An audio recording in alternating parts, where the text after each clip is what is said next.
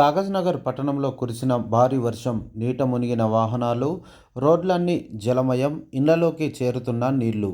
కొమరంభీం ఆసిఫాబాద్ జిల్లా కాగజ్నగర్ పట్టణంలో శుక్రవారం వేకువజామున 4 గంటల నుండి కురుస్తున్న భారీ వర్షానికి రోడ్లన్నీ జలమయం కాగా వాహనాలు నీట మునిగిపోయాయి.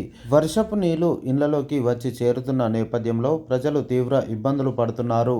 వేకువజామున భారీ వర్షం కురవడంతో వాహనాలు నీట మునిగిపోయి లోతట్టు ప్రాంతాలు పూర్తిగా జలమయమైపోయి ఇళ్లలోకి నీళ్లు వచ్చి చేరడంతో ప్రజలు తీవ్ర ఇబ్బందులు పడుతున్నామని శుక్రవారం ఉదయం 7 గంటలకు తెలియజేశారు. దీంతో కాగజ్నగర్ పట్టణంలో 9 డిగ్రీల వర్షపాతం నమోదైనట్లు అధికారులు తెలియజేశారు.